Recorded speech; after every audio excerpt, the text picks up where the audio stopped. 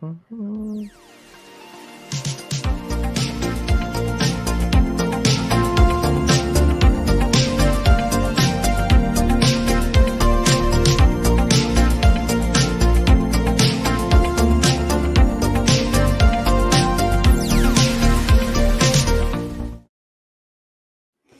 and good evening. Welcome to another edition of Your Questions Answered. I'm Michael, KB9VBR. And I'm Joe, KD9CJX. Happy 4th of July, folks. Happy, 4th of Independence Day. You know, I'm not Day Eve. Independence Day Eve. I'm not quite sure what day of the week it is, because this feels like, you know, that gap between Christmas and New Year's. We had Field Day last weekend, and now we've got Independence Day this weekend, and it's just like a big holiday week for me. So. Yeah, it totally has been. And it's like this week was slow at work, so I was like, oh well, we don't have anything. We got to start till after the 4th. What am I gonna do? I don't know. What are you gonna do? So if it's if I'm a little bit out of sorts, it's probably because I don't know what day it is. Yeah, but the nights are so long right now that, like, is it 8 o'clock? Is it midnight? I don't know. There's still light out. I woke up at like 5 o'clock and I couldn't get back to sleep because it was light out. 5 a.m. My dog is in my face saying, "Feed me now," so I can go back. Feed me now.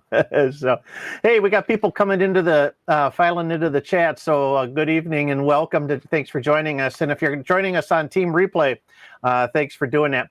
It's if you got ham radio related questions, drop them into the chat. I see there's a couple that are starting to flow in here.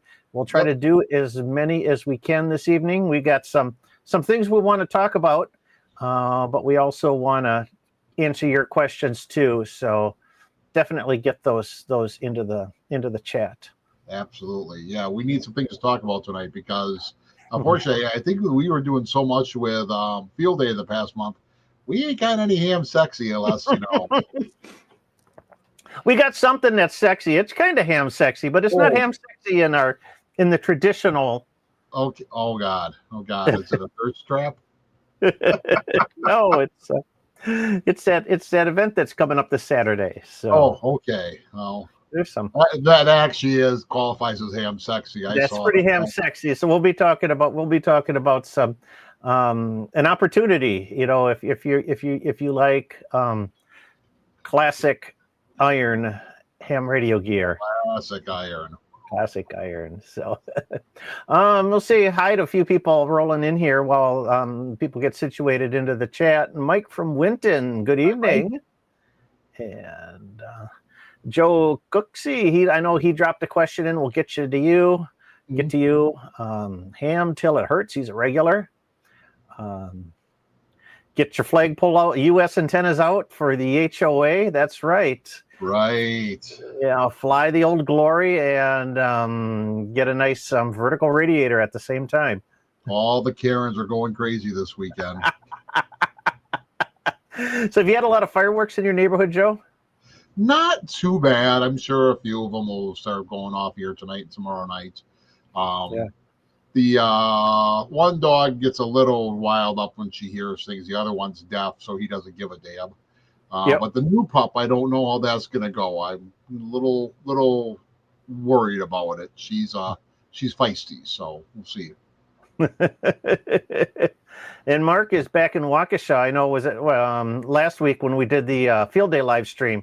He was down in Florida, so good to hear you're back in the state. Welcome back behind the cheddar curtain. Yes, right.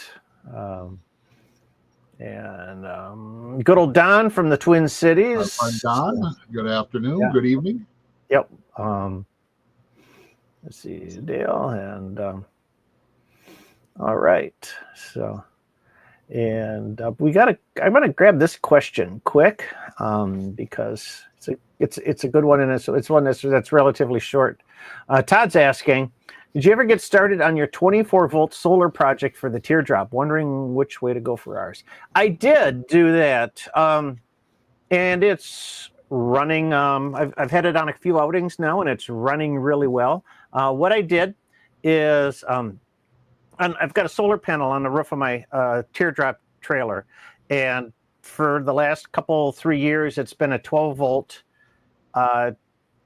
12 amp, 12 volt, 13 amp panel. I think it's like a 13. It's a 200. It's a 200 watt panel. Let's not talk about the amps. It's a 12 volt, 200 watt panel, and it worked really well. The two issues I have with using the 12 volt panel is that shading. You know, when I park in a shady spot, the voltage just drops way down. And the second big problem was the voltage drop, because I got the panels up on the top, and I run a cable. I think it's 10 gauge, could be 12 gauge. I think it's 10 from the panel all the way down and underneath the trailer to the charge controller and battery that are in the rear galley of this teardrop. So I get a little bit of voltage drop because it's probably about 15, 16 feet of cable. So I've been running that system, and I thought, well, you know, what happens if I replace my 12 volt panel with a 24 volt panel? I said, you know, then I should have a higher minimum voltage. Hopefully the MPPT controller will latch on earlier in the morning and hold the sun a little bit longer, you know, in those dusky situations or in the shade or something like that. And also I'll experience less voltage drop. So on the voltage drop side of things, that's absolutely true. I do get more, you know, an appreciable amount more power watts, you know, because I'm running 24 volts from the panel to the charge controller. So that part is good. I think with the shade, it seems like it's working well. We know we've camped a few times now. The problem with June is that the sun is so high in the sky that, you know, I'm still, even in a shady site, I'm still picking up, you know, 10, 15 amp hours a day of power. So as long as I can generate, you know, depending on how hot it is, as long as I can get about, you know, 15 amp hours a day, I'll be able to maintain my battery at a level that over a 2 or 3 day weekend, I won't run out of juice for the refrigerator. So right, yeah. So when you double your voltage, your current should go down proportionally. The two things that affect voltage drop are current and resistance. Correct. So if you get your current down, well, then your voltage drop should go down. So that makes a big difference. Yeah.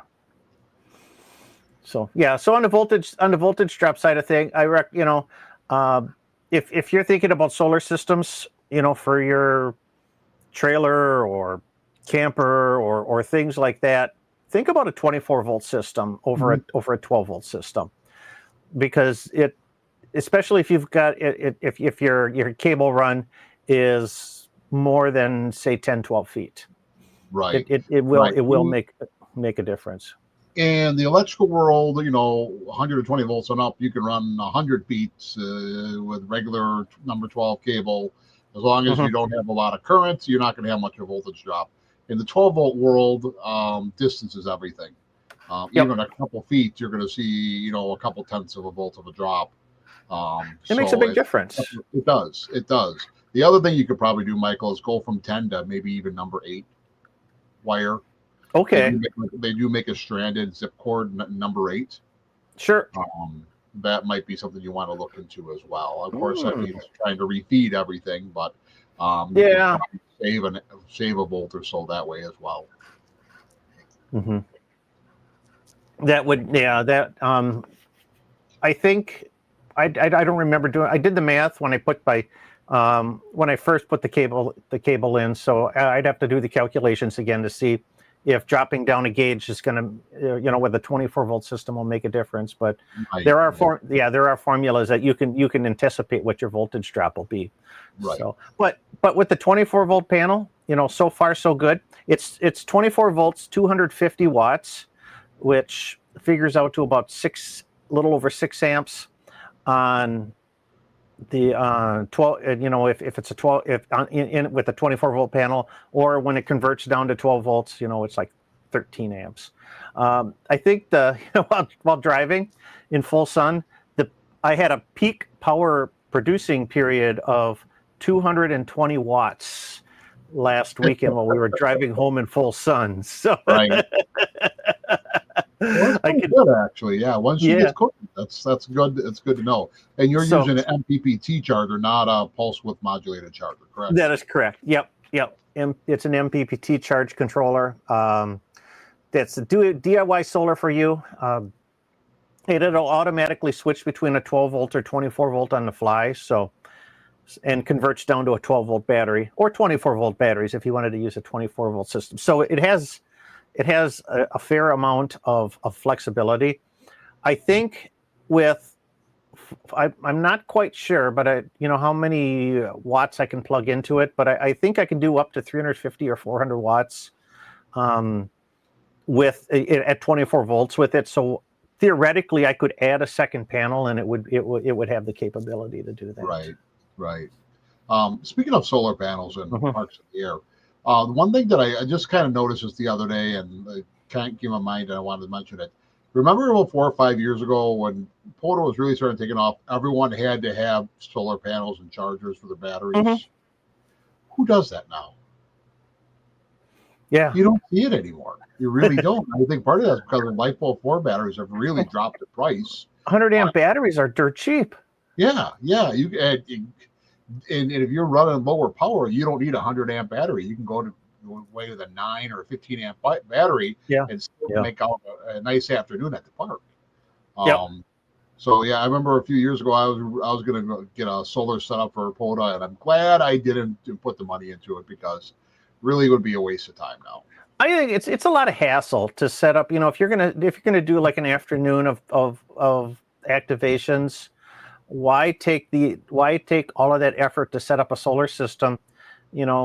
Right. Have your solar set up at home, and then when you get home, just plug your battery in to charge there if you want to use solar to charge your battery. Yeah, absolutely. Yeah. So William has got it right there. The 100 amp LiPo 4 batteries are just stupid cheap. I think you can get them under $200 now. I thought I saw somebody was advertising $150 100 amp hour battery. So yeah, I mean, straight up Chinese, but yeah, for once a week, once a month, for a weekend, and 100 amp hours will last you all weekend, unless you're running a lot of power. It'll really last you a long time. When I go camping for the weekend and I do like 500, 600 contacts, and half of them are digital, I only carry a 50 amp hour battery with me, and that'll run for 2-3 days. So I imagine if I had 100 amp hour, I could just go crazy. Right. And you're usually running about 50 watts on sideband, 20 watts on digital, right? Yeah, 50 watts. Yep, 20 watts digital. But the digital really chews through the battery. Yeah, but again, you're making 500 or 600 contacts in a weekend too. Yeah. Let me see who else out there is making 500 contacts in a weekend. Right, every time you upload a log, it must break the system for an hour or two. Well, not quite. Yeah. Chuck's asking how electrically noisy it is. The panels don't generate any noise, so that's not the issue. It's your charge controller. Typically, your PWM pulse width modulated controllers are very quiet just by virtue of how they operate. MPPT controllers have the potential of creating more noise because they are I can't remember the type of circuit. They're using a buck circuit in order to reduce the voltage, increase the voltage, depending, to match, or excuse me, you have to increase the amperage to reduce the amperage to match that voltage.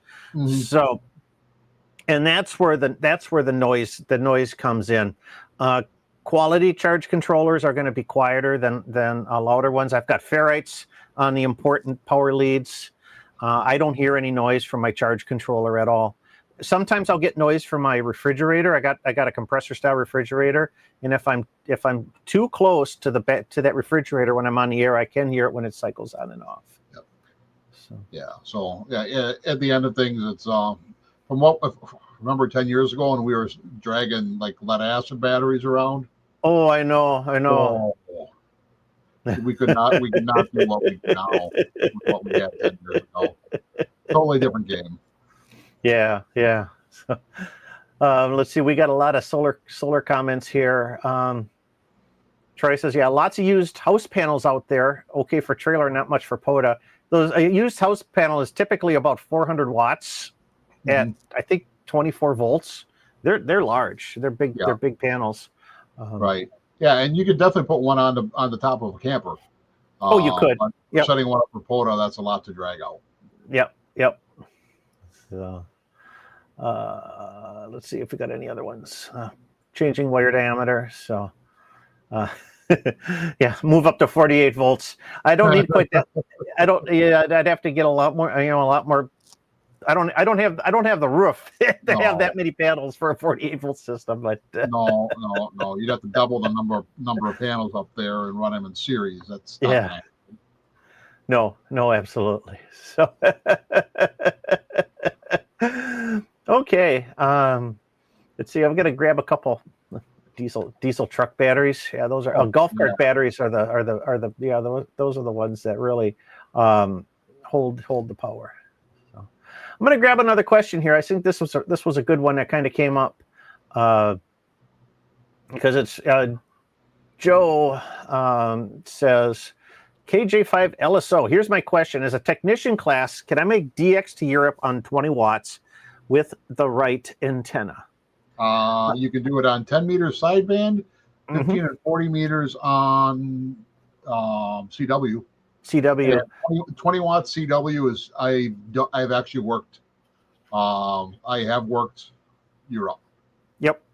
And you can do it. Yeah, and you can do 10. You can definitely get Europe on 10 meters with 20 watts sideband when the band is open. We should say that when the band is open. The 10 meter, as you will learn, the 10 meter band can be quite fickle, and it really depends upon what's happening with solar propagation, because it's as we're at the peak of the sunspot cycle, you'll get 10 meter activity happens more and more, but also, that's kind of a two-edged sword right now because we're at the peak of the solar cycle and we're getting a lot of noise that's also kind of attenuating or blocking the 10 meter band.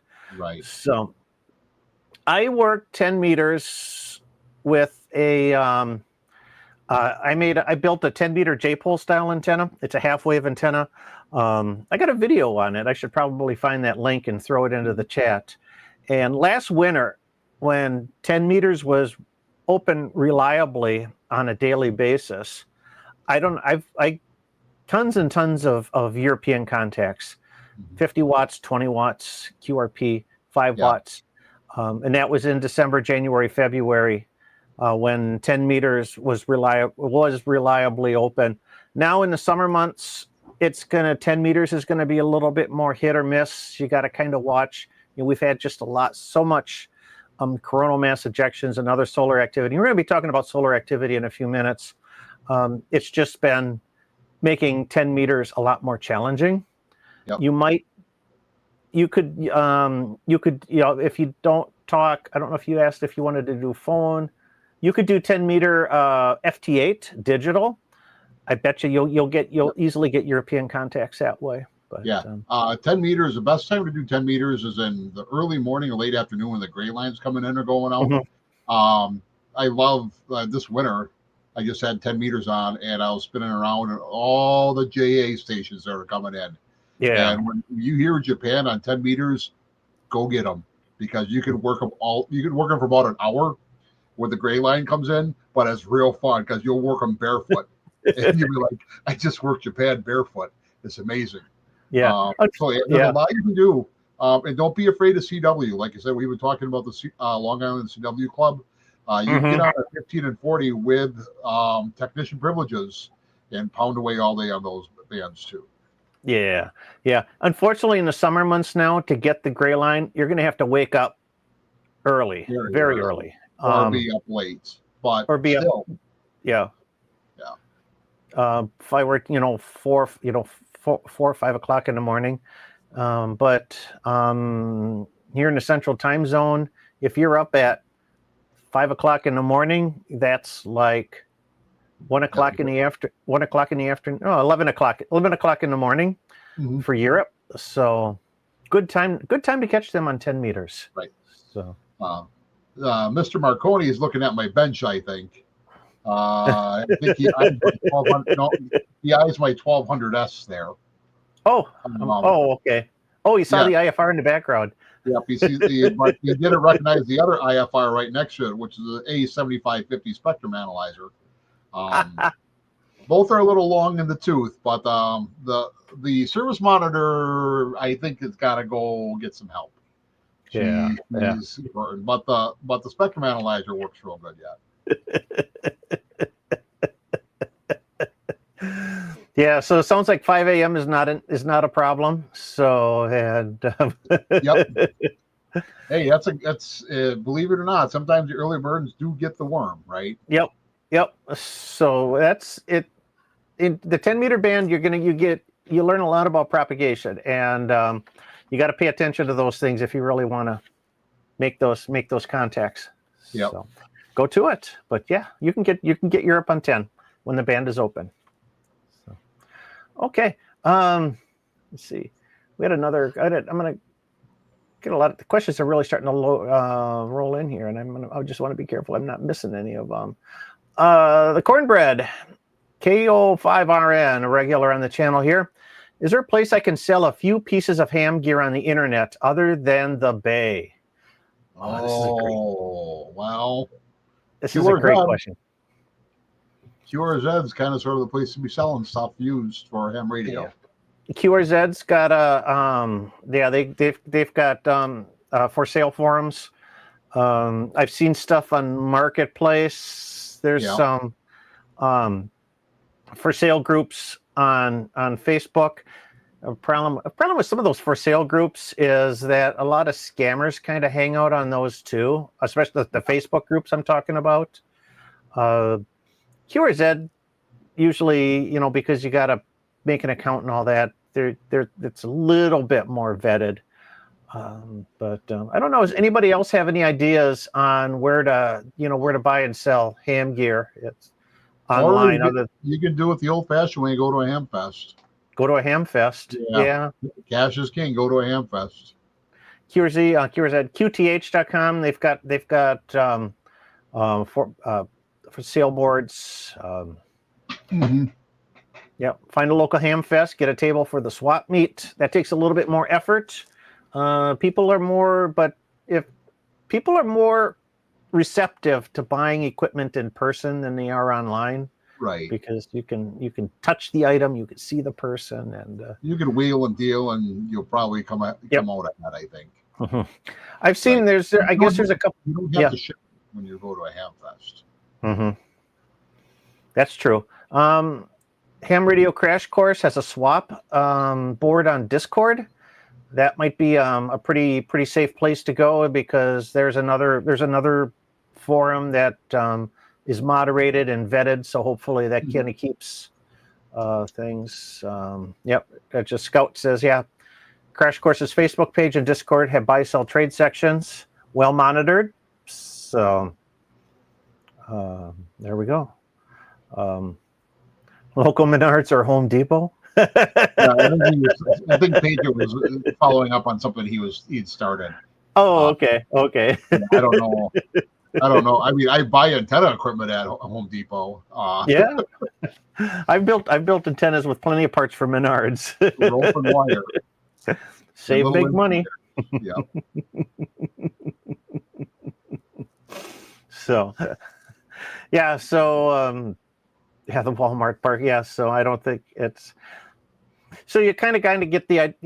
Hopefully, that kind of gives you an idea of some of the places to go to: QRZ, QTH.com, Ham Radio Crash Course, Discord, Marketplace if you're really adventurous. So I don't know where else. Yeah, where else? To suggest. I mean, is Craigslist? Do people still use Craigslist? It's a good question. I think it's still around. I think it's still around. I haven't seen that in years, but yeah. So there we go. I like ham fests. It's I don't buy a whole lot online equipment-wise online anymore. I used to, but usually if I'm looking for stuff, I'm pawing through Hamfest. So. Right, yeah. Hard to find a good ham fest, but once you find one, make sure you support it. Mm-hmm. Absolutely. So, okay. James is asking, ham radio star maybe. Wonder Wand antennas. Have you tried them from the UK at HRO? I have not heard of the Wonder Wand. And I thought I experiment, boys and girls. I experimented with Blue Sky this spring. Okay. I think I was following a QRPer who was talking about the Wonder Wand, but I never heard much else about it. So, but that's definitely a Europe thing. A European thing. I don't think there's. Is HRO carrying them now? I just pulled up the website, so let me grab it here. Wonder Wand. Yep. Wonder Wand QRP antennas. You know what these look like to me? You remember the old Miracle antenna? Yep. That might. I don't know if that's before your time or not. Yeah, I remember them. They got they had an integrated whip that went up about 3 feet or so. And then this knob here was like a little bitty variable capacitor. Yep. And they look a lot like that. And they were, when the FT891 first came out, they were very popular. And then they kind of disappeared. But so, I mean, with these little itty bitty QRP antennas with the short whips, I mean, it's a very high Q and they're not very efficient. Yeah. Right. I mean, right now, for what you pay for these, you can get a Wolf River coil with a 17-foot whip, and that's a lot more effective. Yeah. I think, if you're looking for on people like these, I think for portability, if you're doing like soda or something like that, but even there, I've seen some super tiny end-fed half waves that you can plug right into the back of the antenna port of your QRP rig, and then just throw the wire, and you've got something that's more efficient. K6 ARK, he makes those teeny tiny soda wire antennas that are right. So, well, and if you remember, I kind of did the same thing at our antenna challenge a few years ago. I just put a wire right to the back of the tuner. No, when I said I'm not going to use any coax to the antenna, well, I did it. So. Yep. So. And Travis said I was cheating because I had a coax jumper. I mean, they do work. They it's if the conditions are right, they do work. But I do not have any experience with them, so give it a shot, I guess, if you're a gambling person. So okay. All right. So there's that. I lost your train of thought. No, I was like, I'm working with 2 screens here, and I never can find my mouse half the time. I hate it when I do this as well. It's terrible. But it's about on the hour. Yeah. So lamp cord, with an antenna tuner. Oh, I was going to say, I was down at one of my favorite places to shop, Delaney Surplus down. You were over down that way by Salt of Baraboo. And I didn't get it, but they had like kilometer-long spools of telephone wire. Oh, wow. Right. And I was going to pick some up, but the wife was looking at me real weird. I said, you want to go on a date day? Go shopping, find some surplus stuff? And she's like, oh, yeah, it's going to be great. And then she went to Delaney's and she saw the dark side of Joe. The dark side. Look at all these stainless steel sinks, Scary. Do we need one? No. It's only $150. Yeah, good stuff. Oh, right. I love those. So yeah, if anyone's down by Baraboo where they have like a surplus store and they see the kilometer-long spool of military phone cable, pick it up because it's super cheap. It's like $15, and it's like Yeah. 18 gauge, but you can make so many antennas out of it. Those things are, they use those for field telephones. Yes, So absolutely.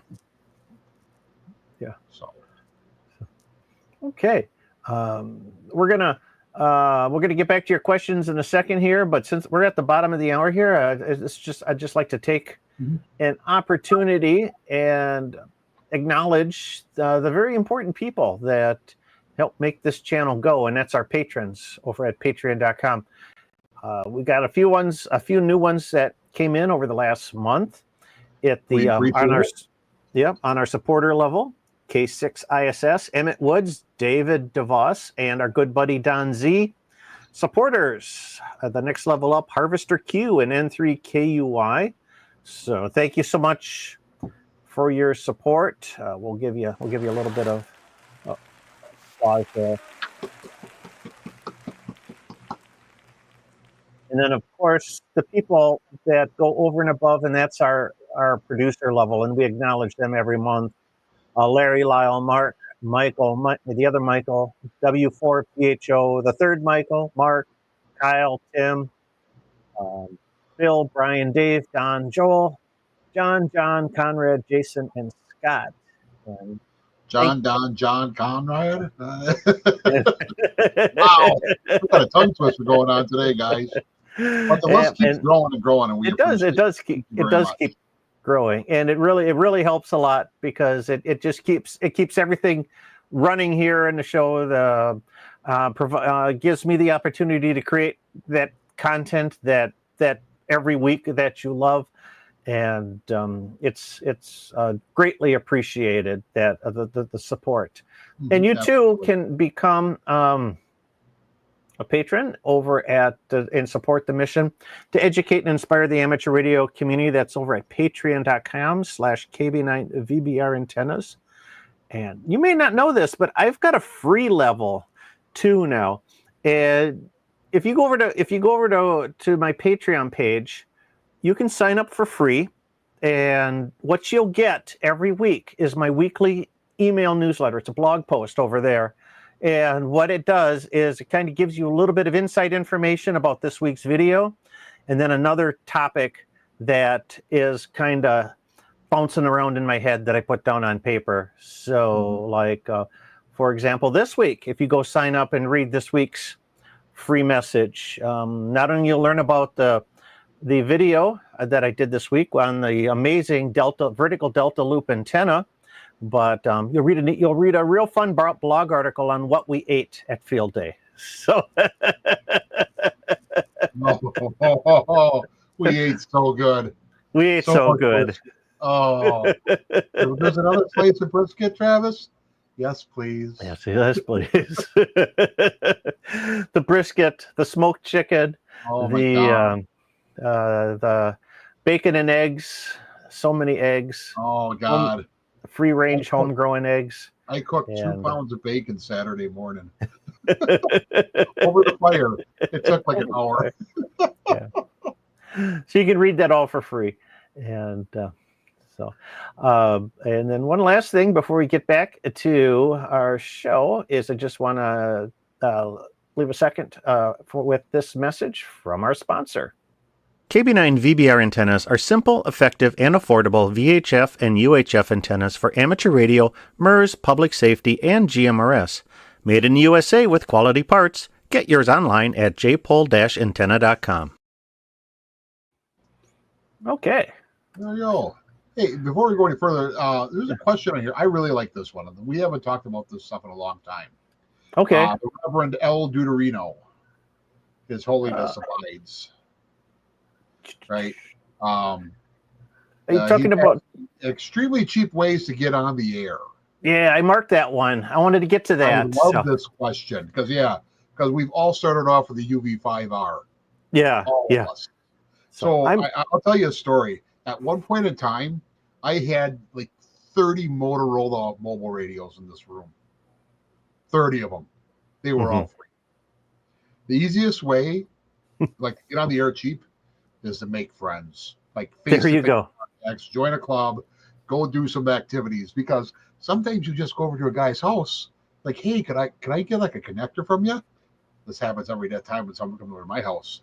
I send them a box of stuff. Aha, Yeah. booby prize. Here you go, party gift. So that's kind of how it works, right? Because we got tons of stuff that we want to get rid of. Like, I have HF radios that I haven't even seen in several years. Mm-hmm. Right? And he's thinking, can I come over to your house? Yeah. Really, I got in 10 years, I've accumulated so much stuff that I give it away. Please come take some stuff. A month ago, two young gentlemen came to my house to get some things. They wanted to borrow my foxes for a fox hunt. They walked out of here with a oscope, spectrum analyzer, and a couple other things. There's still room in your trunk. Here you go. Yeah. But yeah, make friends, right? Yeah. Cheap ways. You can always make an antenna out of spare parts. Yep. Find some scraps of wire, some cheap coax. That's not a problem. The radio part, you kind of gotta, look around. Sooner or later, someone's going to have HTX 10, the old 10-meter radios, or something else. Here, $50, right? Or here, bring it back when you're done or when you get something better, right? That's kind of how it works. We help all people. If I can get someone else on the air and they're having a good time, then I'm having a good time. There you go. Yeah. It's absolutely. And networking, I think, is one of the easiest ways in which you can, not only do you make friends, other ham radio friends, but like Joe said, it's, a lot of times people are, if you're flush with gear, you want, and you're looking to downscale, they'll make friends with somebody, and usually you can trade or they'll loan stuff out to you or something like that. Travis's son got licensed last year, and I knew he was getting licensed, and I had a radio from a Silent Key. Here, it was it was like a D72, THD72, the 2-meter 440 APRS, and I had a battery for it. I had a charger for it. I said, "Here you go. Now you got a good rig. Get on the air." It's just things like that. And I was a fortunate on one on the other end at one point in time, so I enjoy giving back. Yep. So it's absolutely, and it's I'm not going to tell you to just that you can absolutely spend money in the hobby, but you don't have to spend a fortune in the hobby. I see some so in the chat here, Scout saying yes, first antenna, homemade 20-meter speaker wire antenna, scrap. Wire is cheap, and you can do if you get wire, and you get some of these little BNC connectors. It's got some little what you call them on the end with a BNC. You got a dipole antenna, or you got any other kind of antenna that you can imagine. So it doesn't have to be expensive. You said you're starting off with a little handheld radio. You get some TV twin lead. You can build a J-pole antenna to increase the range of your handheld radio. If you want to spend a little bit of money, you can get an inexpensive radio like this. This is Dave, our buddy Dave KZ9V loves this. This is the TRUS DX transceiver, 5 watts, $136. When Prime Week comes next week, this thing will probably go down to about $99. So watch it. That's great. I got to remember to look for that next week. Yeah. Now you got to remember, there's a little bit of work you're going to have to do, because you're going to have to figure out how to power it. You're going to have to either get a key or a microphone interfaced with it. So a little bit of a learning curve, but it's, if you want to dip your feet into HF, and especially CW, this would be a very inexpensive route to go. Absolutely. Not overly expensive. Yeah. Otherwise, if you got a few more dollars, a G90. The G90 is really, I think the cat's meow for portable radios right now. About $450, Yeah, it's a unfortunately. little Yeah. pricey. Otherwise, always search around on Fleabay or Hmm. Marketplace. There's always deals out there too.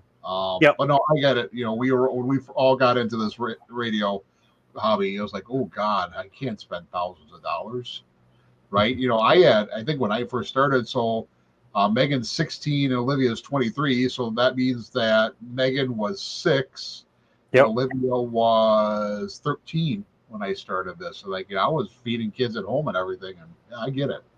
Yeah. Oh yeah. No, yeah, when the kids were in the house, it was tough, and absolutely. Yep. So it's we feel for you. Hopefully that gives you some ideas. Yep. Okay, Joe here. You see, he just upgraded to the friends level, Yay! so let's give him a round of applause too. Thank you so much for your support. Really appreciate that. But Joe has also got a question. Um, what's the furthest contact you made on my 6-meter J pole antenna? I have one now, and I'm guessing I'm still waiting for the bands to open up. Furthest I probably made with it was Baltimore, Maryland, on 6 meters, and Omaha, Nebraska. There are two that come to the top of my head using it. Um, what when I had one of those hooked up at home, it wasn't up very high, maybe about 8-10 feet. Um, just to kind of get over the garage a little bit. But what I would do is when I was waiting for 6 meters to open up is tune in either the sideband calling frequency 50.125 or the FM calling frequency 52.525, and crank up the volume and crank up the squelch. And then I just go about my day. Wait till you start hearing something. Yeah, then I hear something break the squelch, and I say, "Oh wow, 6 meters is open." So I hurry downstairs and see if I can make a contact quick. Mm-hmm. I'm getting ready. I've been shipping has been kind of problematic for me with my 6-meter antennas. I'm getting ready to ship them again. Unfortunately, it's going to cost about $50 to ship these things now because I'm getting hosed by UPS on shipping oversized items. But we'll start selling those again during the summer months. I've never heard anybody on 6, but hasn't spent a lot of time trying. Yeah, you gotta set up for it, and you gotta be Yeah. prepared to wait a little bit. But you're also got to be prepared to make a few calls too. Mm-hmm. Sometimes sitting around waiting for the band to open. Well, the band doesn't open if no one's calling. So Nope. Yeah. Give it a call periodically, because you never know what you might find. 6 meters sporadic E propagation is really, it's flaky. I mean, it's there 1 minute, and then the next minute's gone, and it's unpredictable in that it kind of creates these sort of RF tunnels. Mhm. So you never know where your signal is going to end up. You Yeah, might be. I mean, tropospheric duction, tropospheric the ducting, tropoducting. I can't Yeah. talk tonight. It's been a long day. Is a total real thing on 6 meters, as much as it is on 2 meters. I talked on 2 meters FM all the way to Omaha before. Yep. So when that ducting opens up, especially when it's kind of like stormy weather, that's crazy stuff. There you go. Contacts that you will remember for the rest of your life on 2 meters and 6 meters. Yeah. So if you got a little storm coming in, sometimes make a good contact that way too. It's we're getting to that time of year for tropoducting. Usually, what happens is it's warm air aloft. So if you've got a warm air, if you've got a layer of warm air that's trapped with colder air below it, that warm air becomes your duct. So if you've got a little bit of meteorological, weather experience and could read those charts, you can see, where the warm air loft is kind of stuck, and that might give you some indicators.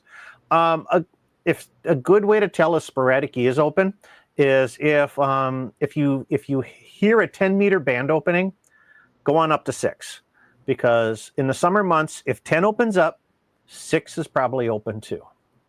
Yeah. Let me, Michael. Mm-hmm.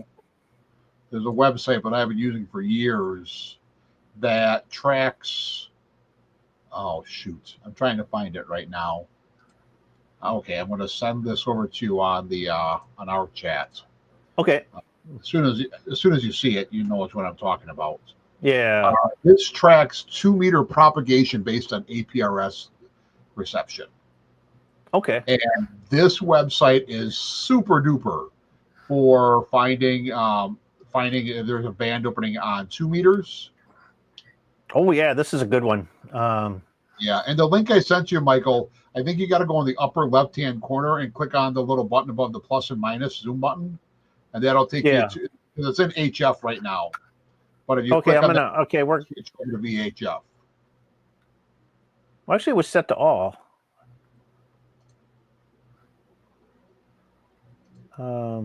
But this website is go to the upper left-hand corner. That's where the hamburger menu is. Yeah, and go to VHF map. VHF map. There we go. And then you can scroll up to the US. Not a lot of ducting opening up right now. Yeah.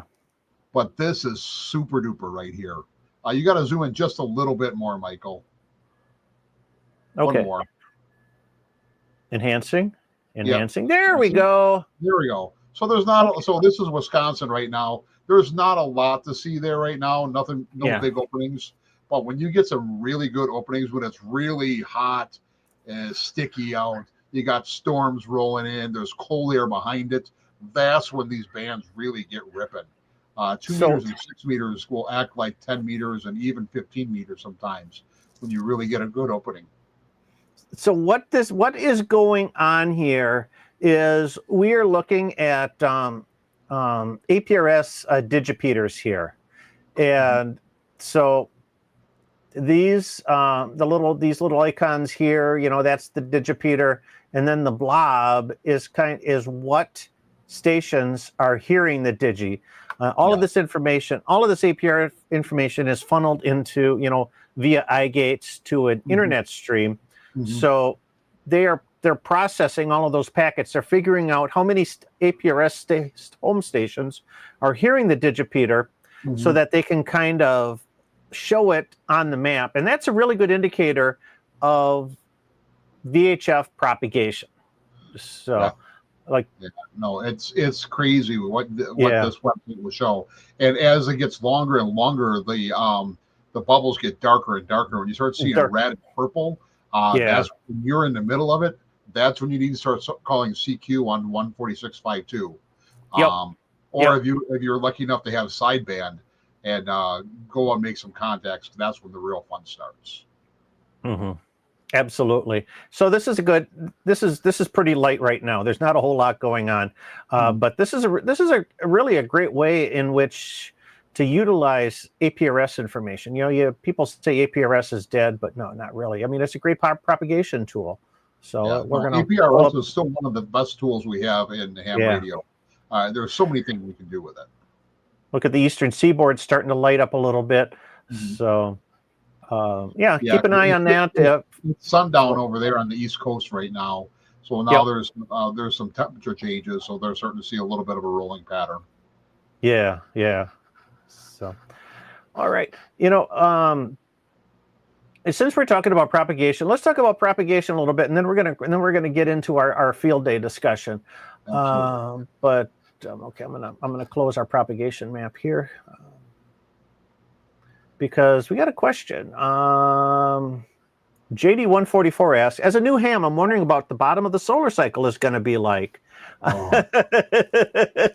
So let's talk a little bit about what we can expect propagation wise. Like that scene from Hellraiser. We have sights to show you. The past solar minimum was awful. It was bad. I mean, and I was just getting into my HF career, we'll call it, at the bottom, and it was a struggle. But it was one of the worst minimums we've had in a while. Yes. So, I mean, I don't think we're going to get quite such a bad one this time around, but it does happen. Yep. It and basically what is going to be happening as you get to the solar minimum, what happens is activity on the higher bands, 10 and 15 meters, becomes less and less frequent, and you get more activity on the lower bands, 40, 75, 80 meters. And then when you get towards the bottom of the cycle, the 160 meter band just comes to life because there's no solar activity, so you have no noise from the sun, and noise. Atmospheric noise is a thing that just ruins 160 meters, just like AM radio. So it's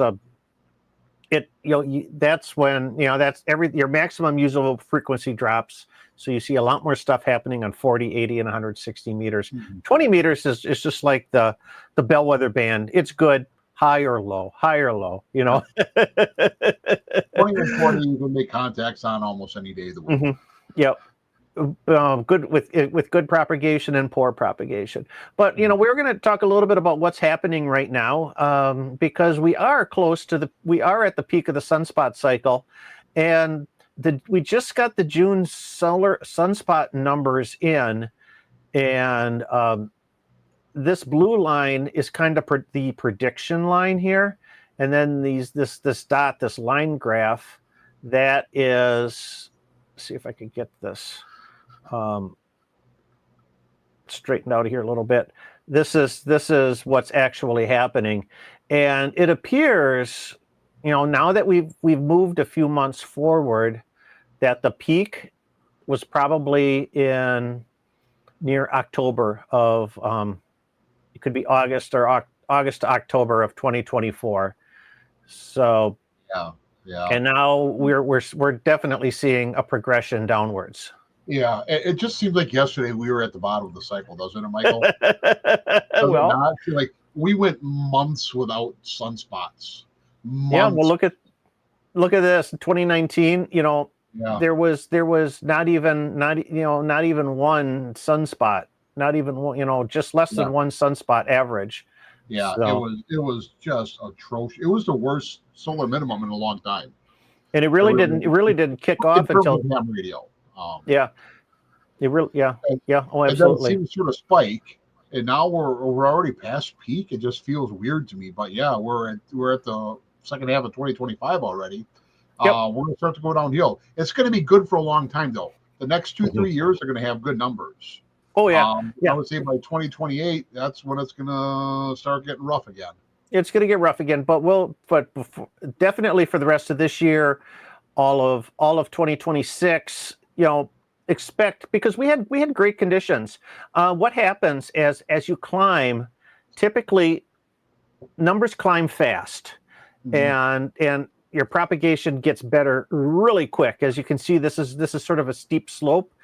As we trend back downwards towards the solar minimum, the slope is gradual. So it's going to be a slower descent back into the minimum, but it's going to be good for the next 2 years. So got a lot of good stuff to look forward to. Scroll back just a little bit.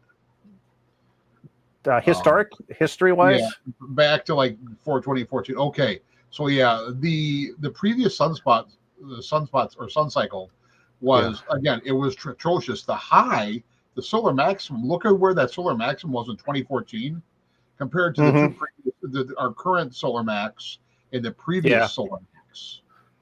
That's just how atrocious it was. Yep. The other thing that we're also seeing is that there's usually a double bump. So you can see 2002, there were two bumps there maxed out. In 2012, 2013, or 2012, 2014, there were two bumps. So I think we might see a little peak yet again in the next year. We could see that. We could see another bump coming in. and then it'll drop off a little bit quicker. So Right. maybe by next winter into early 2026, we might see a second peak. Yeah. It's see, we'll have to wait and see. Remains to be seen if that's going to happen. But that's very much in the realm of possibilities because we've seen the double bump in the last 2 cycles. Yeah. So. Yeah. So I mean, again, this is not the end. Like radio's not going to be bad tomorrow, guys. No. And even then, if we hit the minimum, relax. I mean, last time we hit the minimum, God gave us FT8, right? Yeah. Innovation, necessity breeds innovation. Yes. I just dropped down to the second graph here. Radio, the SFI, the solar flux progression, and we can see SFI is gone. Since January, it has dropped, and I've noticed that this from these winter months, early spring to now. I've seen, last year we were seeing SFIs 150, 200, 2.25. Yeah. This year, since the beginning of the year, the SFI has just been a lot more reasonable. 150, 125, 115. I think right now, well, we're sitting at 120 right now, so it's so the solar flux index is, there again is a good indicator of activity. A high SFI number usually means we're going to get some nice openings on 15 and 10 meters. So, don't give up hope. I think the best is yet to come. Let's just say that we're in for a good couple of years here. Enjoy it while it lasts. Yep. Exactly. Chuck said, "Yeah, we had a solar event today." Yes, we did. I believe there was a CME. I think it's supposed to hit the Earth this weekend, and well, there goes our 13 colonies, huh?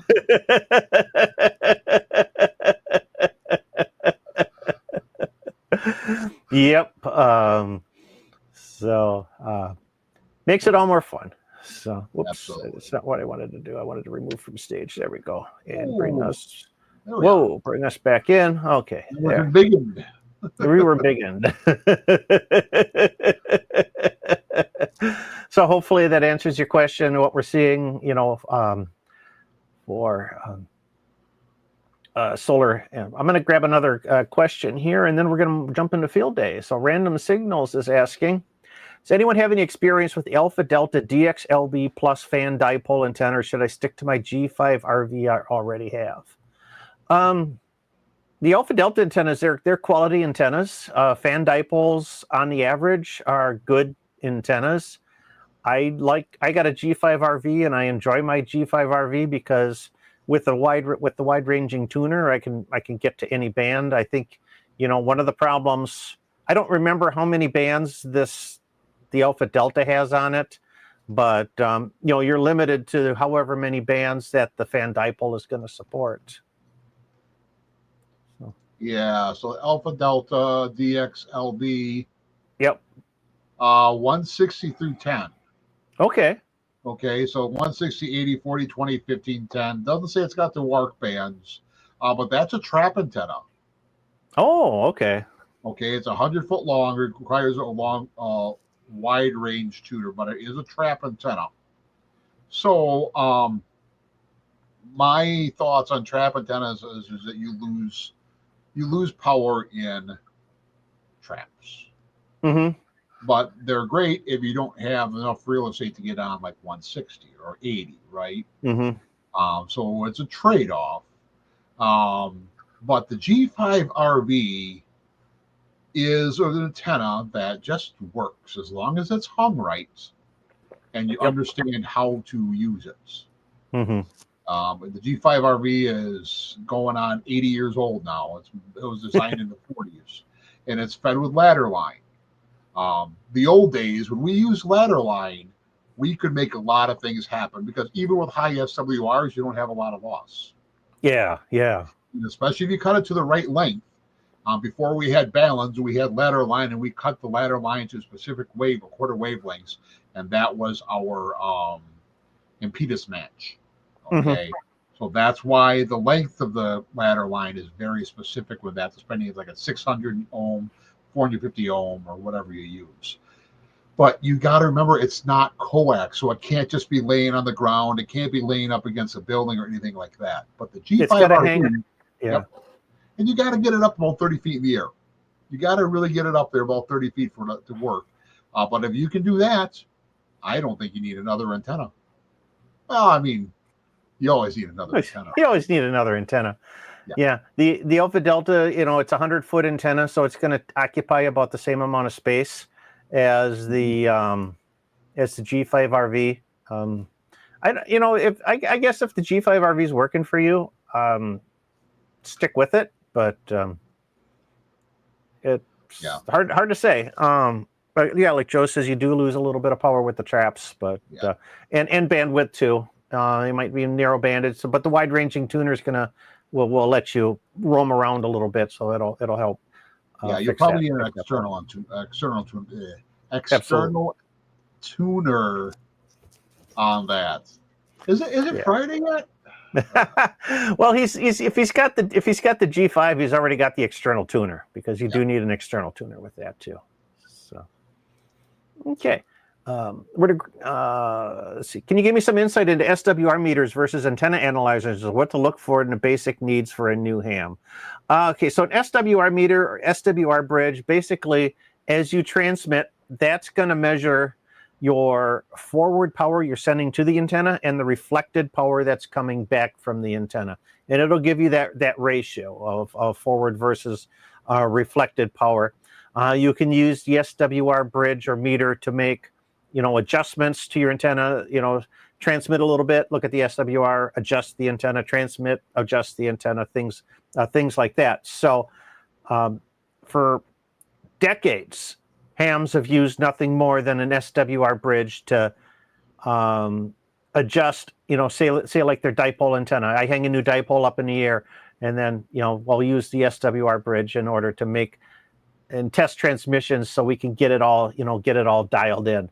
Antenna analyzers, on the other hand, is a tool that uses a very low power internal transmitter. Basically, it's got an oscillator in it. It's sending a radio frequency into the antenna, and then it's measuring the result, and it's doing computations and showing you graphically what your antenna impedance is. It's SWR, standing wave ratios, also its resonance, its reactance. It can do a lot of stuff. Some of the fancy ones, like the nano VNAs, can show you Smith charts and that. And it becomes a tool in order to really understand how your antenna is operating and make those more informed decisions on how you want to adjust your antenna. Right. And SWR, remember, first of all, standing wave ratio really is only telling you what your feed line's doing from your radio to your feed point. All right. We know on the dipole feed point is anywhere between 50 and 72 ohms, depending on what configuration you have the antenna in. Right. So you can use an SWR meter to reasonably tune it to get close to resonance. Resonance is not one-to-one SWR, though. How many times have I said that one, boys and girls? A antenna analyzer will give you different information as well as SWR. It will tell you reactance and impedance. Yep. It will also give you some other information. Do with it as you will. You can have a high SWR but have low reactance and have a resonant antenna. Right. So it depends on what you really want. I think just for every day you're transmitting, you're having a good time, you watch your SWR meter. If you're going to make antennas, you probably want an analyzer. I think a good way to look at it is SWR meters are more of a station accessory. Like I've got this one sitting on my station. This is the SureCom SW28, but it's just antenna transmitter, and it displays, what my forward power is, what my reflected power is, so I know, it'll signal to me if I'm running into a problem with my antenna system.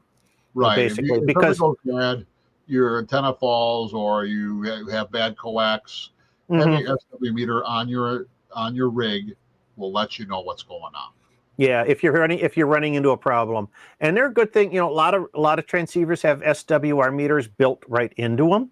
Mm-hmm. So sometimes an external station accessory can be helpful because it just makes it easier to monitor those values.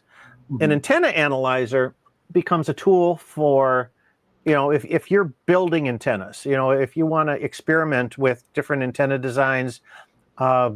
I take mine into the field when I'm setting up my portable antennas, so I can sweep the antenna and make sure that everything is good. There's no loose connections or anything like that. So that's probably, if you're looking to build antennas, you want to learn more about it, how antennas operate, analyzers would be that next logical step. If you're building a new station, you don't necessarily need an analyzer for yourself, because go to your club, network, beg, borrow, and steal. Somebody's got an analyzer in that. Yep. They will come over on a Saturday afternoon and get you all set up on your home station. And then it's like a set it and a forget it kind of thing. Then you can rely on your SWR meter for everything else. So the cheapest is the Nano VNA. What, $50, $75? A lot of people got a learning curve, but it'll get you going for inexpensive analyzers. The Nano VNA throws a lot of information at you. If you're not mm-hmm. prepared for it, it may be a little too much. The rig experts, we've been using those for a couple of years now, and oh my God, those are a game changer. They're so much better than the old MFJ ones. Yeah. They're graphical. They give you a pretty wide broadband view of things. If you got a couple $100, the rig experts are the way to go. Yeah, I got that Rig Expert stick I take into the field. It's a $300 tool, but it's paid for itself many times over in testing antennas, deploying antennas, and demonstrating to everybody on video here, what the antenna is doing. Right. So okay.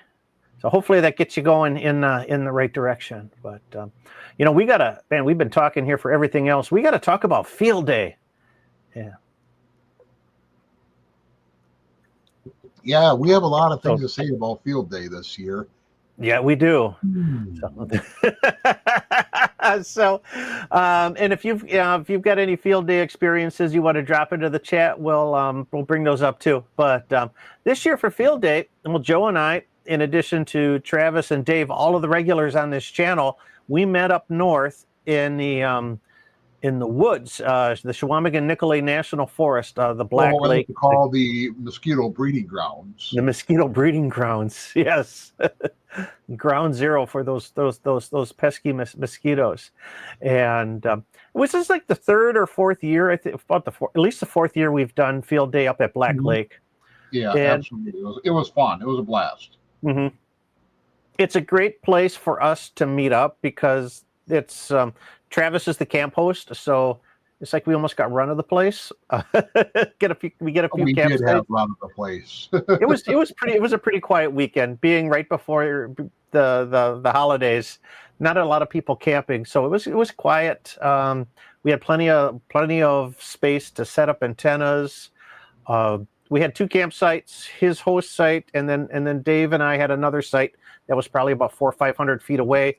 And that gave us the ability to spread out. We were still within that 1,000-foot circle mm-hmm. that the rules require, but we were able to get our antennas out so that we weren't on top of each other. And that made a really big difference. Right. I think. Well, we had two antennas at each campsite, yes. One vertical, one horizontal. And we all run common mode chokes at the antenna feed point and at the radio. Yep. And we had almost no interference problems. Four radios, and we were running anywhere from 50 to 100 watts. Mm-hmm. Not a problem. Exactly. So I think in that respect, that was a huge win for us. So in the future, that's our key, is that we can split up polarization, run those common mode chokes, we shouldn't have a problem with noise, especially like when we were at Winterfield Day. We had some problems with stepping on each other, and we did not have that for Field Day this year. Yeah. And I think that's the key difference is, you know, when a lot of people, when you're putting up antennas, you think about common mode chokes. Yeah, we put that common mode choke right at the feed point of the antenna. But your feed line still can be a radiator or can accept radiation. So we added second common mode chokes right at the transmitter, and that just kept any outside interference from collecting on that feed line and coming into the transmitter. Made a really big difference. Now, you guys also use some bandpass filters, is that right? Yes, we did. I'm gonna me pull and some. Travis did not have any, and Yeah. except for one time when I was on 20, or I was on a 50. No, I think I went to 20 and on CW, and he was 15 Okay. FT8. We had a little bit of issue, but it wasn't anything that stopped us from operating. Yeah. So this is my operating position. I wanted to pull this one up. And if you look behind the transceiver here, is to the left of the transceiver, the silver box. That's my bandpass filter. I was on the 20-meter band exclusively, so I had a 20-meter bandpass filter on, and that helped filter out any kind of radio signals above or below the 20-meter band. And then beyond that is my common mode choke, and basically it's just a series of ferrites, heat shrink to a piece of coax. But and then everybody else was doing something similar. Dave had a 40-meter filter on his with a common mode choke, and I know both you guys at your stations had common mode chokes also. But no bandpass filters. You weren't using bandpass filters. Okay.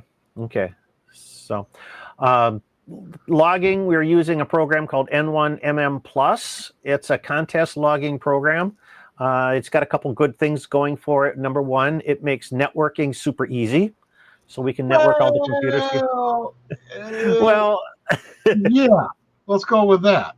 Okay. Well, we'll talk about our networking in a second, because we did increase the difficulty level in our network, and then it also has some great macros if you're into CW that really automate your CW contesting. Yeah.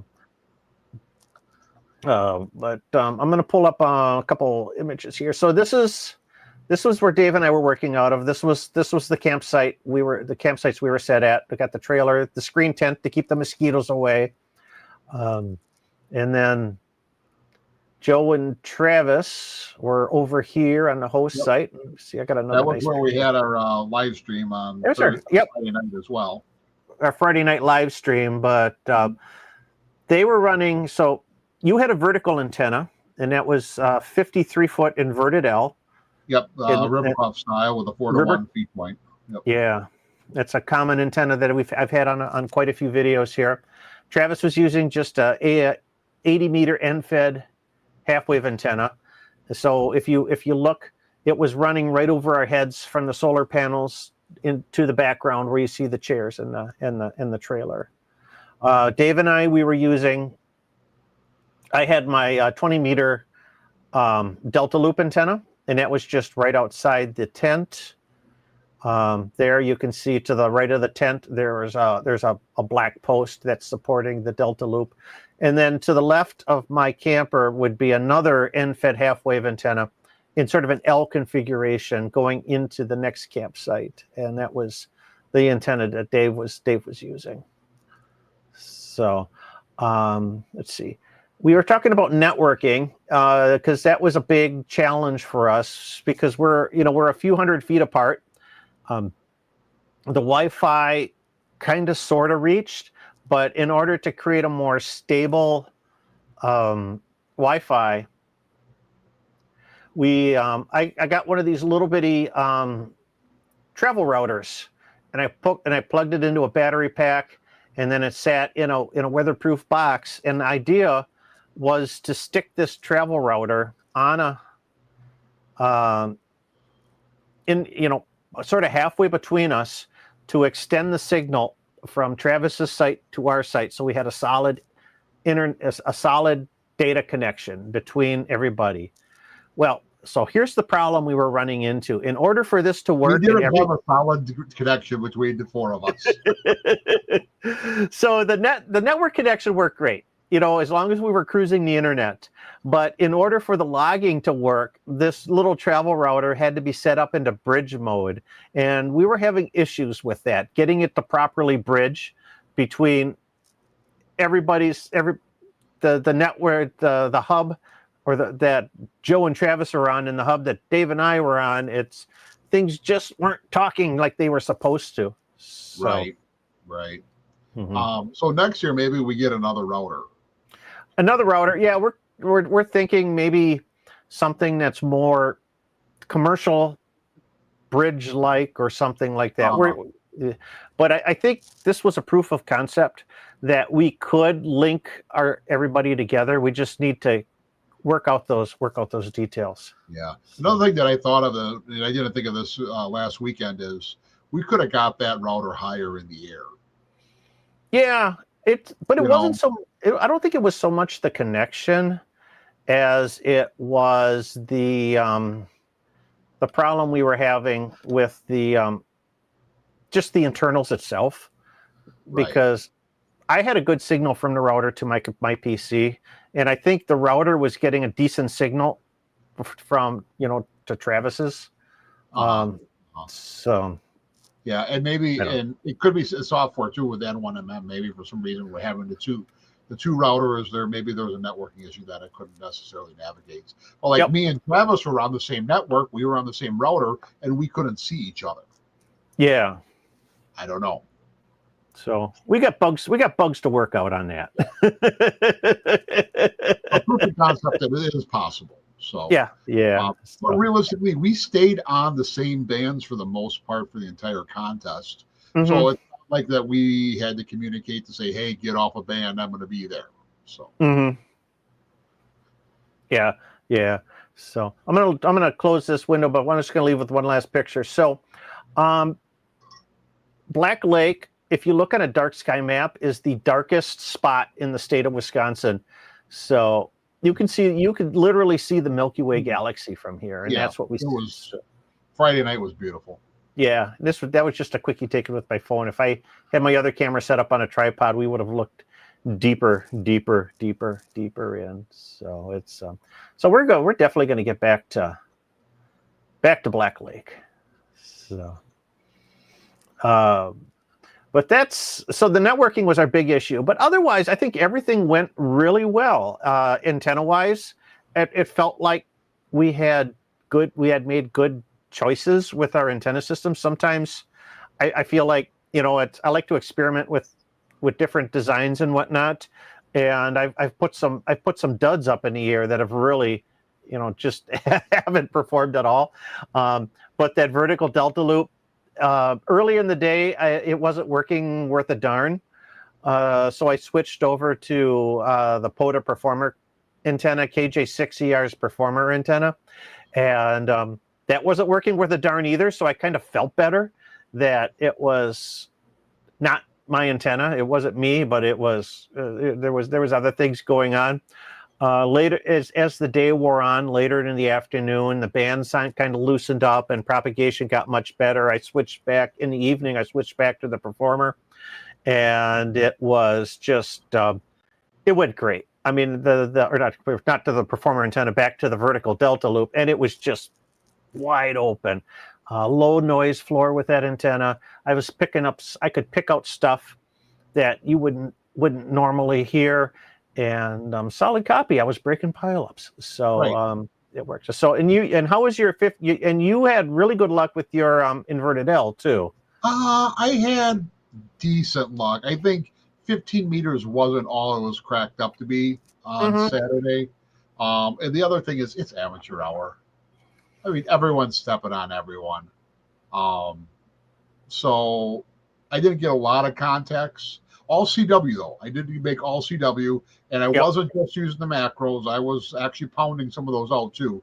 Not to the guys that are running 25, 30 words a minute, but those guys that are working slower, I worked them slower by hand. It worked good.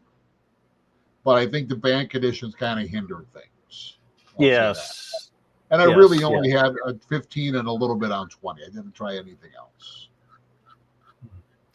So, but it's, and I think that's a really fair assessment, because 15, 10 and 15 meters definitely for us in our higher latitudes was not just performing very well. But you did still, you did well on the lower bands. I think you made an 80-meter contact with the antenna. So it's, Yeah, I did make one. It was earlier in the evening. I probably should have stayed up later and tried more. But I think by that time the storms were rolling in, and the noise floor was just through the roof. So Yep. So, oh yeah. Speaking of networking, create directional 2.4 gigahertz antennas to extend the Wi-Fi range. yeah. So the Starlink, yeah, we couldn't move the Starlink any further than what we did. Mhm. We threw out the idea, we just get Cat 6, but it was more than 300 feet between us. So Ethernet wasn't really an option. Plus, there's water between us. You know. Yeah. Which, Yeah, boat landing, yeah, probably wouldn't have worked very well. Could we have put a router in between? Sure. But I think that a lot of our problems were, like as Michael said, it was more the firmware in the routers not accurately doing what it needed to do. yeah. So, and I think, I wonder if I can find a picture of my ray gun antenna, because let's see. There we go. All right. And come on. Come to life.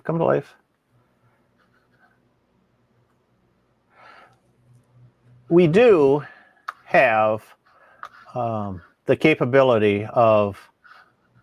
Oh God, is it a bean can? No, it's the ray gun. Travis is probably going to kill me. We did this like 10 years ago. Oh yeah, I remember. Oh, you still got that stupid hat. He does have that hat. But we were all a lot younger when we did that. A lot younger. That's 2.4 gigahertz Wi-Fi antenna made out of $10 worth of HVAC parts from Menards. So yeah, that was our mesh node. Our mesh node, yeah. So I might have to pull that out of my garage. I wonder if I can get dust it off. Yeah, there it is. So that was a fun project. And it just had a little bitty. That's a quarter wave radiator that was inside the antenna, and there we go. So it might be, it might be time to bring that thing back to life. There was still a lot of branches and stuff in between us, so yeah, it was a difficult shot. Mm-hmm. But not out of their own possibility, and they make SMA connectors all the time. So we'll get it figured out for next year. Now that we know we can do it, we can certainly do it better. Mm-hmm. So, but otherwise, we had beautiful weather. It was rain early Sunday morning, like around 2 a.m. We had a good 2-hour storm come in. Yeah, it was a big one too. Not a mighty wind, but it was a storm. It was enough to knock my Delta loop down. I had to set it back up again, but not too hard. So we ended up with what is it, about 370 just short of 400 contacts. Yeah. I did about 178 on 20-meter phone. I think Dave had about 140 on. I had combination of phone and CW. You had like about a dozen or so. Yeah. And I mean, I was there for moral support, guys. Yeah. No, it was all good. And then Travis had a lot of digital contacts. So one of these days I'm gonna surprise you all, and I'm just gonna make a ton of contacts. You're like, sandbagging all this time. Sharking us. When Right. I see money on the line, then I know that it's going to be like the Paul Newman movie, The The Hustler. color money or the Color hustler. Money. Yeah. I'll be Yeah. I'll be the young Paul Newman, not the old Paul Newman. Not the old Paul Newman. not the guy that schleps some salad dressing. Right. I'll be the one who gets his hand broken. I can't do CW anymore. Yeah. Uh, All right. So, so that was our field day, and it was a lot of fun, and we enjoyed it. And we'll probably do it again next year, and it'll be, who knows, bigger or better, Bigger and better. I'll hit 20 contacts. or it'll be totally off the rails. It'll be both. It'll be both here. So, gonna do a quick check here for if I'm missing any questions. Let's see. I think I got most of these. I did get most of these questions here. A lot of stuff in the chat here, but I think we're almost caught up. I think almost. So, all right. Well, that only means. Oh, here we go. And you have GFI outlets trip when you transmit operating off battery. Yep. Well, in general, yes, depending on the band or the mode, GFIs will trip. The best thing to do is say replace the GFI.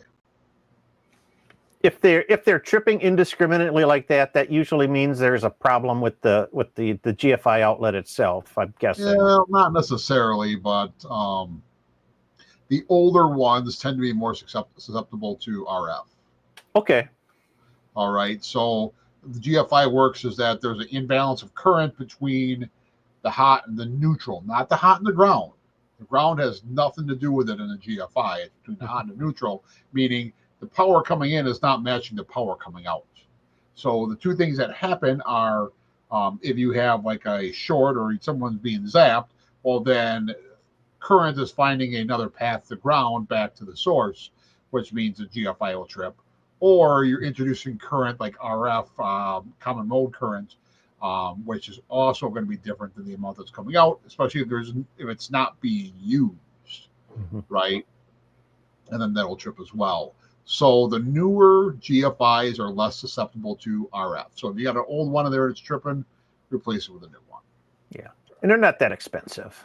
So. No, about $15-$20. Yeah. And that's something most homeowners can do that themselves. Just turn off the circuit for that room. Yep, and verify the power's off. Verify the power's off. Make sure, look at the colors of the wire. Make sure that, black to black, white to white, and green to green, all indicated on the outlet itself. So if you've got a newer house, that was built within the last, let's just say 40, 50 years, it should be no sweat. If you've got a house like mine that's 100 years old and full of ghosts, then it's... Well, maybe you need to call a professional. Yeah, but I've replaced the GFI in my house, and we didn't have ground on that on those circuits. It's because it was just hot and neutral. So, all right. So wants to know if Joe, do you know a good electrician? So, I don't know any good electrician. They all suck. I know a bad electrician. Yeah, I know. Actually, not a bad electrician, a surly electrician. Right. Surly. Oh. Surly. I think I'm just beautiful. You are. You're gorgeous. You are the most gorgeous electrician, Joe. That's what's weird, Michael. Okay, so hey, we're gonna finish up here. It's kind of like ham sexy. It is ham sexy. So should we play the ham sexy music? Let's hear it. Let's hear it. I could find it. Leaving me hanging. There we go. Oh yeah. You know what I like? I like big What do you iron. like? You like big iron. Boat anchors. Well, other guys can't deny. Yeah. You see it hot water with running in their faces. They get sprung. I got big iron and I cannot lie. So, we got clued in on this a couple weeks ago. There's a silent key over about an hour west of us, and his estate is going up for auction this weekend. This is a collection, guys. This is a collection. Not doing anything Saturday. The Dennis Hoffman estate auction. I don't know what this guy's call sign was, but we're going to pull up the sale bill here. Large lifetime collection of amateur radio equipment, vintage military communication equipment, vintage stereo equipment, vintage radios, barometers, clocks. And Saturday, July 5th, 9 a.m. in Stanley, Wisconsin. If you need to know where Stanley is, we can give you direction. But selling at live auction, amateur radio receivers, Collins 75A4, 75A2, 51J4. Those are just the receivers. Yeah. Hammerluns, Hallicrafters, Nationals. Oh, gosh. Transmitters, Viking Johnson, Hallicrafters. All this stuff looks like it's been gone through, and it's some good working condition. Yeah, Heathkits, Hammerluns. The newest one is the Yaesu FL2100B. What's that? I don't know. And then just an absolute ton of station accessories and stuff. Tube oscillators, sweep generators, scanners, monitor scopes, signal tracers, antenna tuners, signal generators, Motorola test sets. Oh, more signal generators. Oh, there's a couple of newer Kenwoods there. T20s. Oh, hey. APS 820s and 930. Yeah. There's some newer stuff in there.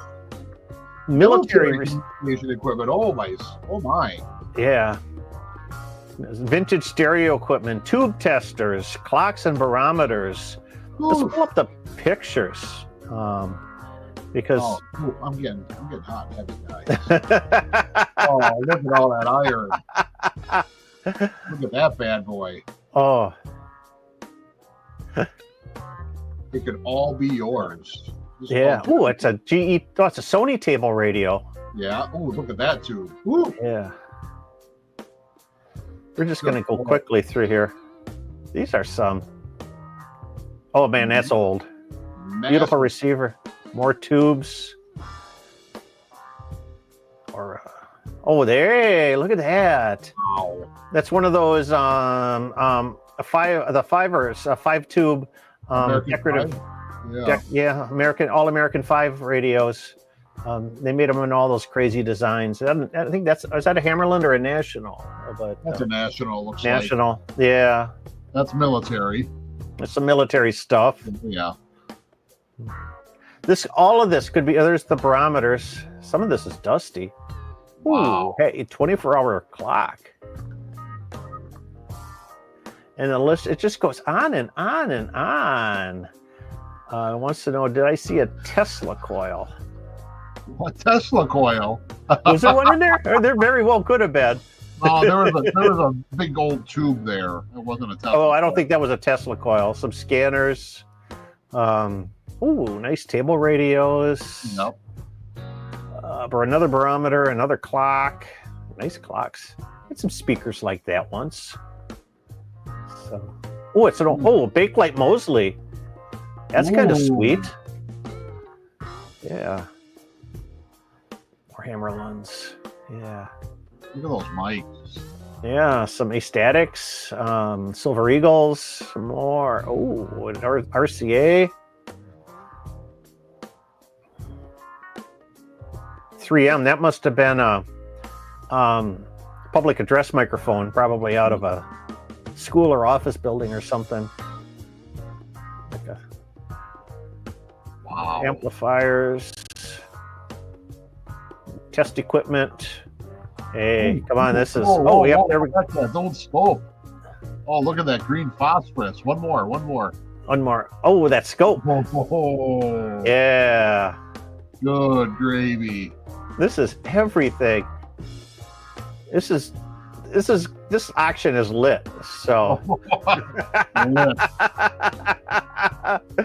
stereo equipment. Bell-tone. Oh, it's an R4. Yeah. There we go. Yeah, look at that. Ooh. Yeah. God, there's so much there. Oh, look at all the keys. Isn't that crazy? Oh, just a box of keys. There you go. That'll probably go up choice. You know. What am I bid? Choice on these keys. What am I bid? $5. Give me $5. 8-track players. 6 to the better. Sold. Take your pick. Oh, DX. I used to have one of those, the DX 160. Oh yeah, those are good radios. They were good. It was a not a triple het, but it was a double conversion heterodyne. So really hot receive. This thing goes on forever and ever and ever. Wow. Well, that looks nice, Lafayette. So, there's some Tentec. Oh yeah, that old Corsair. Is it a? Oh, it's a What's a tuner? Yeah, it's a tuner. Probably for their amplifier.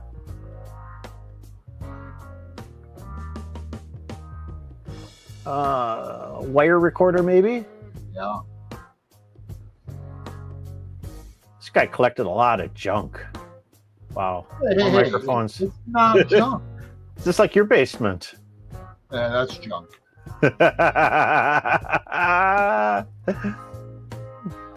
So, nope.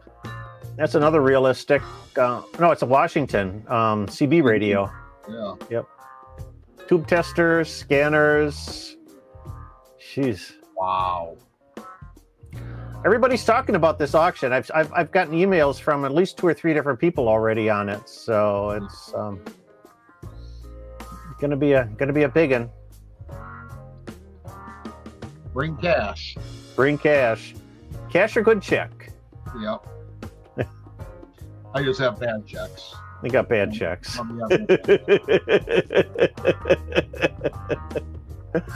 Another All-American Fiver? Yeah. No, it's a clock ship. That's a cool. Look back on there. There's a big old amplifier there, it looks like. Oh, there we go. Oh, that's some heavy metal.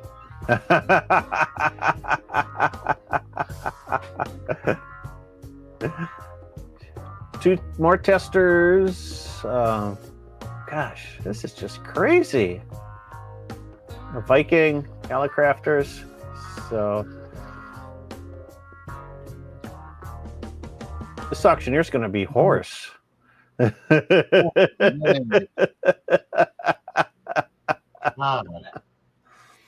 it just keeps going and going and going and going and going and going. I think we kind of get the idea, though. But so I'll pull up before I close this. We'll just pull up the auction again. Saturday, July 5th, 9 a.m. Timbers Marketplace, 613 South Broadway in Stanley, Wisconsin. So it's Andrew's Auction Service. Andrew's Auction Service in Eau Claire is running it if you're interested in this auction. So it's like looking at a museum. It certainly is. There's a museum right there. Holy smokes. And some of those were in really good condition. I mean, I don't know what they are internally. I'm assuming, though, this guy probably put a little time in restoring them and keeping them up and running. So, yeah. If you're into the old stuff, it's there. It's there. That's a treasure trove. It's got to be at least one Baofeng in there somewhere. That would sully the whole lot.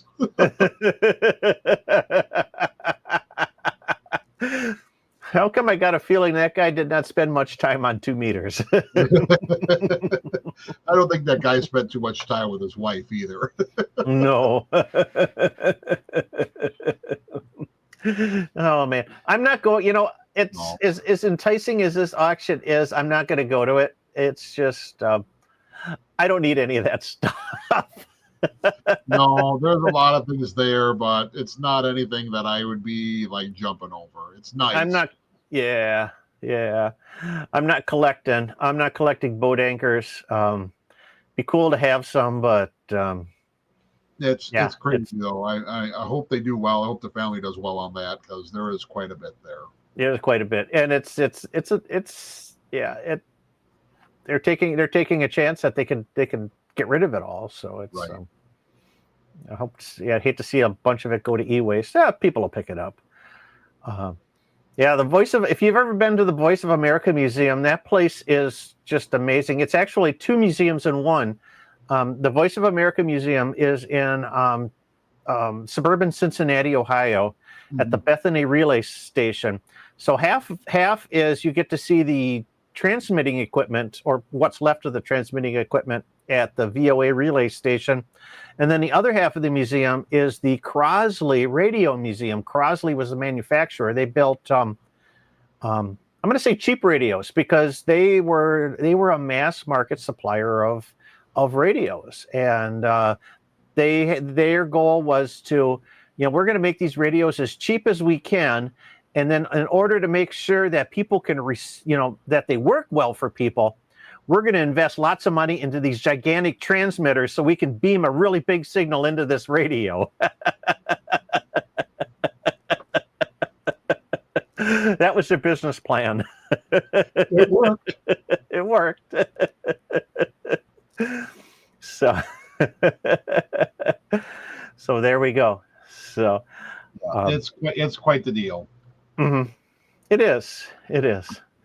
Well, they ship to Canada. I don't know. If Andrews does state that they will you can make arrangements for phone bidders. So if you saw something that you like, give the auction house a call, and you can, maybe you can be a phone bidder. So you don't have to go there in person. I imagine it's going to be just like a ham fest, only worse. So. Yeah. I mean, the auctioneer wants top dollar, and no one's willing to pay it. Yeah.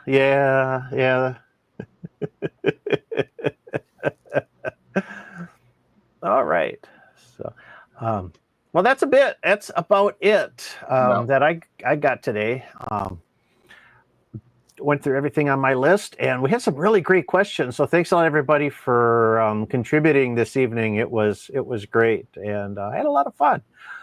Like I said, I'm still kind of, this is the holiday week for me, so I'm not quite sure what day it is, but I do know that tomorrow is Independence Day, the 4th of July. So don't blow your hands off, kids.